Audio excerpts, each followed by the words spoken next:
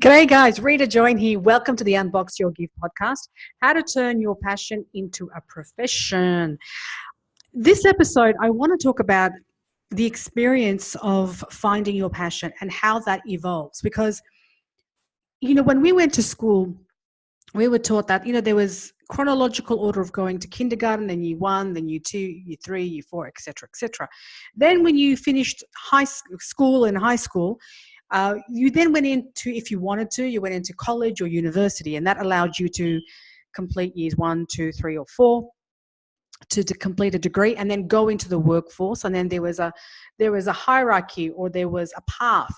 If you wanted to do whatever it is you wanted to do, there was a path of what you need to do, step 1, step 2, how to get into the industry, where was level 1, if you're going to be a psychiatrist or a doctor or an electrician.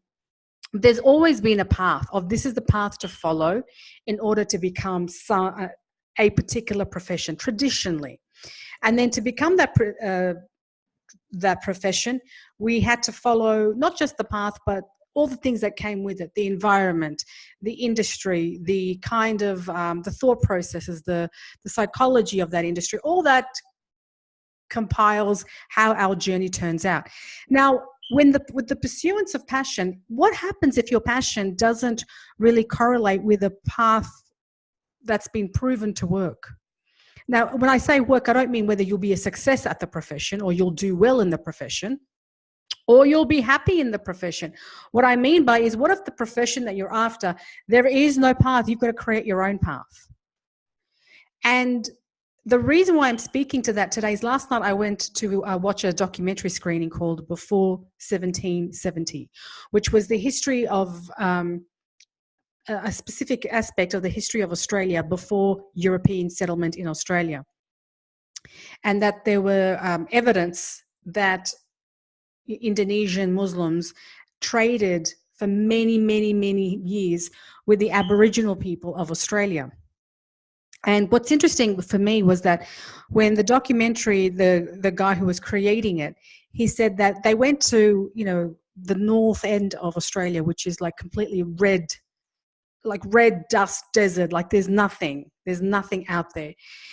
And he and obviously in the documentary it showed he and a group of other guys went together to go and discover the truth and any evidence, if there was any, any kind of, what's the word I'm looking for?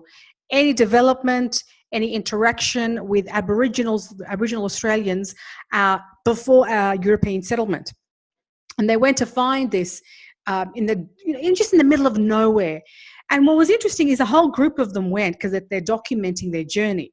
They're documenting, the rugged roads and how it's just dust, red dust or white dust, trying to just get through the things, trying to find a place, trying to find the people that they were trying to interview. So they're documenting their journey. And what he said to us, which really what struck me, because there was a Q&A session after the documentary screening, and he said, we had no idea what we were in for. We had no idea what we would find. We just took they just took the cameras. They took what they wanted, the purpose of why they were there, to see if what evidence there was of interaction between Aboriginals and Indonesians back centuries ago, and how sturdy that relationship was. And obviously they found what they were looking for. But what I found very interesting is because the guy had spent all this money to get a crew together, airfare tickets, the camera crew, the camera person, editing, lining up interviews to, interview academics and interview Aboriginal elders whose parents might have had interactions or stories of their grandparents or just stories. All of that with no knowledge that this is ever going to, this documentary is going to see the light of day. I mean, there's the hope that it's going to see the light of day, and not only that people will actually enjoy it and learn something from it, but that it's not. And so he just said to us that we had no idea what the outcome was going to be for this documentary. We just set out with the goal of seeing what interactions were there before European settlement, and to prove that there was not just some theory, but to go see the evidences, go see the Aboriginal drawings, go see the Aboriginal elders. and speak to them, and professors and history professors and all that stuff, and people who are, skilled in anthropology, and to come out with hopefully a body of work that makes sense and that they can present to a wider audience. And that's exactly what I thought when he was saying that. And not in all those words, but when he was saying that, I thought that's what pursuing your passion is, when you have no idea what it was. This morning I heard of a story where a woman wanted, she said, I don't know what I want to do. I have no idea what I want to do. And someone said, well, what is it that interests you? And this is back in the 1970s. I'm reading this from the 1970s. She said, well, I just love clothes. I don't want to own them. I don't want to be a model. I don't want to sell clothes. I just love clothes. And I don't know what that would mean. I don't know how that would look. And I don't know what I would do with that. But, someone that was listening to her story said, well, I know there is a hairdressing salon who is going to be having a fashion parade of different types of hairstyles. And every time I go there and I see these hairstyle modelists and their new hairdos, they have the worst clothes. What if I could see, because I know these people who put on these hair fashion shows, what if I asked them if they could provide a budget and that you could go and dress these people because they look so scruffy. They've got great hairdos, but they themselves look so scruffy. And the lady said, oh my goodness, that would be amazing. I didn't even know that something like that existed. Now that's back in the 1970s, and it's what we now call an image consultant. Someone who you consult with to look at your image, to look at what you're wearing, your colors, what your body shape is, and what kind of clothes would. I mean, that's now a very regular profession, but back then it wasn't. And so what I'm trying to say here is, you might have a passion that has not got a title yet. You might have a passion that hasn't been articulated in a way that might feel like it's serious or it's professional, quote unquote. Because I know there is a lot of people who do podcasting, and a lot of people who do create videos, online videos. I know a lot of people who do drawing. I know a lot of people who do so many things, but there's no title for it that sounds serious enough to be taken seriously. I mean, politicians have stylists or image consultants. I mean, that's a thing now. I mean, that's what I mean. It's serious business. But back in the day, it wasn't. And so if you're trying to pursue something that hasn't yet got a title, or you've not been able to articulate it, or and because of that, you feel like, this is really scary territory. It's very normal. It's very normal to feel that way. And it's very normal for you to want to carve a path that hasn't been walked on before. And the reason I'm sharing that is because your life is like a documentary. You're trying to learn as much as you can learn. You're trying to, do as much as you can do. But at the end of the day, your passion is going to really come from a whole bunch of variables. And your job is to just look at the journey and the effort of it, because the result at the end of the day is with God. We don't have any control of the result. What we do have control is the effort that we're putting in. And all we can control is the everyday, one foot in front of the other effort. And I'm showing that also because, when I'm watching that documentary, they're trying to piece together, there's so much footage, right? There's got to be so much. They was actually saying that 2 terabytes worth of footage. So they're trying to piece together the story that comes from so much. So they've got so much content, video content for this documentary, and they've got to dismiss so much of it because they can't have the documentary go for 5 hours. They have to have the documentary, and they made it only 30 minutes. So part of the journey of carving your own path is knowing what not to it's knowing what to ignore, knowing what to dismiss. And there will be mistakes made because you should have kept that and not dismissed this particular thing. But that's part of the journey, and that's part of the learning outcome that we all have. And so I'm sharing that for part reasons because I know how it feels when you're trying to carve a path and then it just doesn't feel right. It doesn't seem right. There's something not right with it. And it's mainly because no one has gone through that journey that you're going through. There's no well-documented path for that. And if you have a well-documented path, it doesn't mean you want to take that particular path. You might want to be I don't know, an electrician, but you may not want to work as a tradie electrician. You might want to take it in terms of working for yourself. You might want to go and work on a cruise ship. You might want to go and do other things. There are so many different ways, thank God, that we can execute on that passion. But I find that when I listened to that story, I realized, and when I went to the documentary and I heard that, I got an aha moment that when we can't articulate it, number one, what we want to do with the thing that we love to do, like that woman just loved clothes and like, I don't want to be a model, I don't want to own any clothes, I don't want to sell any clothes, but what can I do with it, right? That's now 1970s. When we can't articulate what it is that we want to do, and number two, when there's no clear trodden path that we can follow, that's scary stuff. That's scary because we don't know if it's going to work or not. At least if we go down the path that's, people have walked down before and we kind of follow, there's no guarantee we're going to succeed either. But at least there's a path and we know what comes after step one, step two, step three. But when you're creating your own step one, step two, step three, that's an added burden. It's an added pressure. It's an added responsibility. It's an added level of accountability. But then that's when all the reward is as well.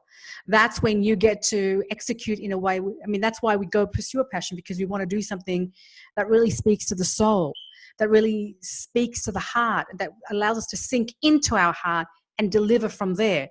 And part of that journey is at times, depending on what your outcome is, depending on what your mission is, depending on what you want to do or what I want to do, comes from the place where we've got to go to uncharted territories and chart the way, knowing that we're either going to do really well in it or we're not. But the point is to make sure that we're happy in that journey, we're contributing in the journey, and that we know that the effort counts more than the result. You and I will judge each other, and the rest of the world will judge each other based on what's the result, how much money did you make, what's the position title, how much money do you have in the bank, how many countries have you traveled to, what have you done, what have you eaten, what have you not experienced. Like, you and I and the rest of the world will judge each other on results. Like, what did you get? What did you do?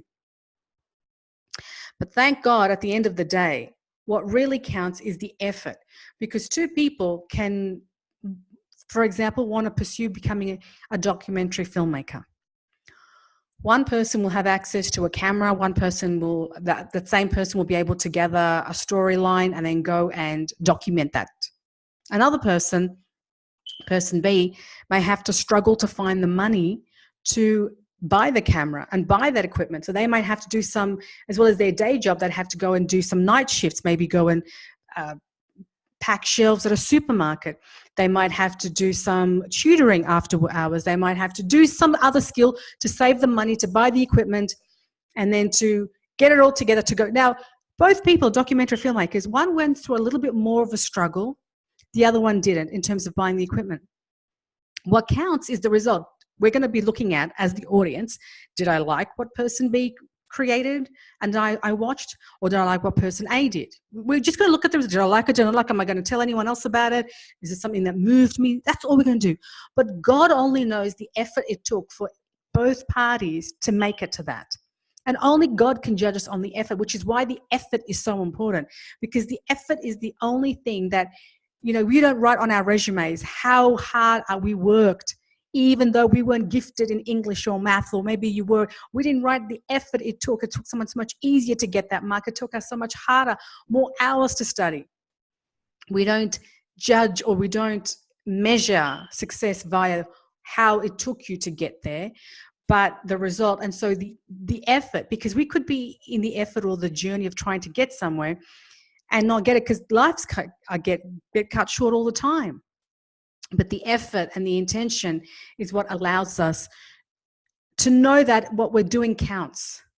That even though we might not get to that result, it's the effort that counts. And that takes a lot of introspection. It takes a lot of insight to come at peace, to be at peace with that.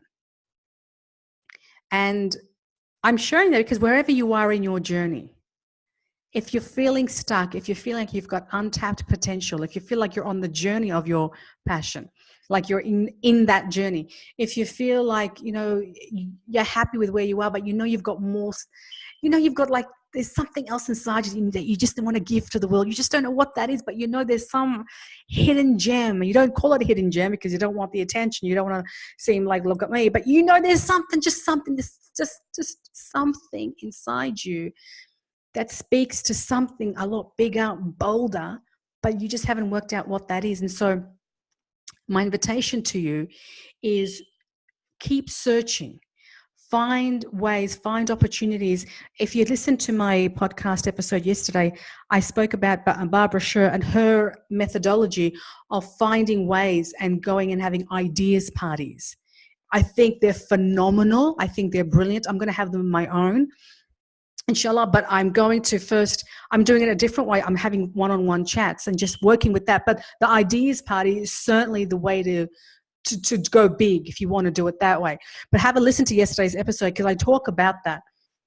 Or go ahead and read Barbara Sher's book, Wishcraft, Wishcraft, wish, not witch, Wishcraft.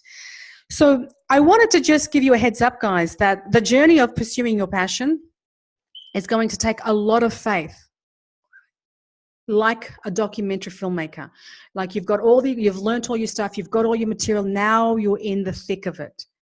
Now you're just in the trenches. Something could come of it, something may not, but that's the risk you take because that's going to be worth your passion. That's going to be worth you taking that risk versus sitting on a rocking chair at 80 years old thinking, 90 years old thinking, I woulda, I coulda, shoulda. And that's really what it's about. So wherever you are in the world, whatever you're doing, if you can't articulate what the path that you want to take or the title of the position or the title of the profession, don't despair. There's a way around it. There's a way around. Keep playing with it. Keep just engaging with it. Find a way. As long as you're engaged, as long as you're getting ideas, like meeting people, going to places, seeing what others are doing, seeing if you can mold it to the way that you are, the strengths that you have, that's how it's going to really come out for you. And at the end of the day, guys, did you ever think 10 years ago there would be 10 years ago? Well, it's now 2009. Yeah. Well, no, maybe not 10 years, but 15 years ago. Did you ever think there'd be such a thing called a YouTuber? Or would you ever believe that people can travel the world and just make videos?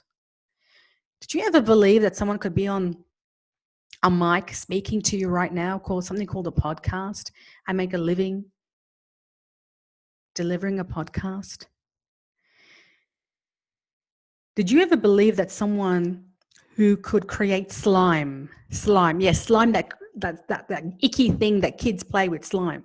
Did you ever think that someone could go and make an absolute living from that? Like feed a family, feed yourself, like take care of your mortgage, your car payments, like your expenses. Did you ever think like that's all a possibility? People travel the world and they make videos and they get paid for it. They don't just get paid like side money, like that, like, you know, like a hobby money. They get paid like a real wage. People make money through podcasts, like real everyday, like working for another person kind of money. People make money creating slime, teaching others how to make slime on YouTube. Like it's crazy, but nobody knew what those titles were. But there are anomalies that just keep at it, and something is going to give. Something's going to give. And they look for what that thing is. And that comes from passion, the foundation of passion and the foundation of grit. And wanting it beyond self-interest. Like if we're going to get really skyrocketing it beyond, wanting it beyond self-interest. So I wanted to share that with you guys because wherever you are, wherever you're working, wherever you're really kind of engaging, whatever industry, whatever profession, whatever work, continue engaging with it. Go do an ideas party. Go and chat to someone and give of yourself, of what you can give to someone else in terms of helping hand, an idea. Don't have to do it. You don't have to. And then wait for it to come back to you. It's how it works. It always works that way. Now I've got lipstick on my mic.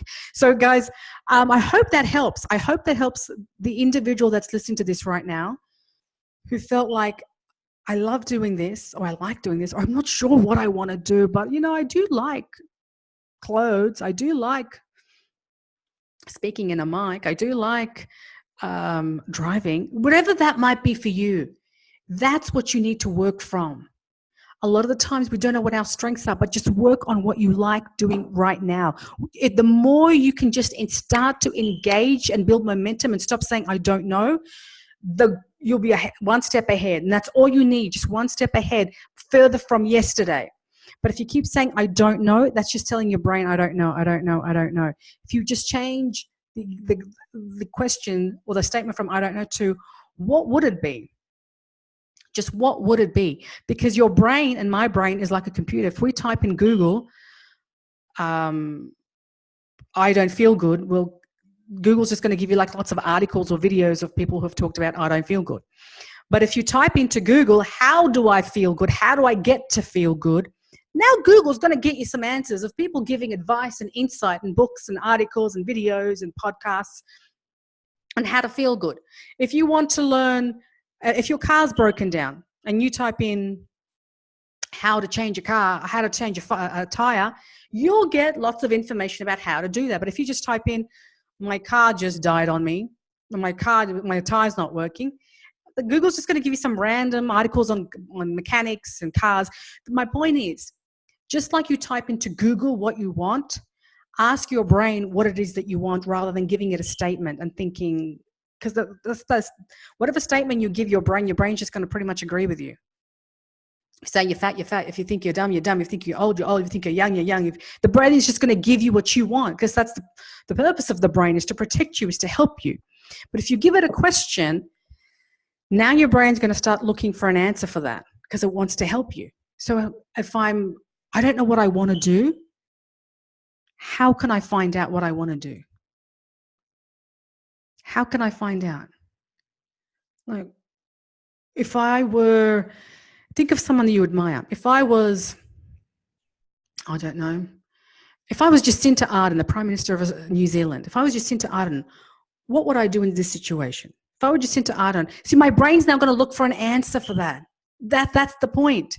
You don't have to have the answer. Let the brain percolate and it will get an answer. It'll be closer to an answer than, I don't know what I want to do. So for anyone listening, if you are feeling uptight, if you're feeling that, you want to be able to get out of the rut that you're in or make a significant progress on the work that you're doing, trust that if you keep engaging in it, you will soon find a rhythm. You will find a breakthrough. It's through just before breakthroughs happen, that's where the biggest resistance is. It's the biggest resistance.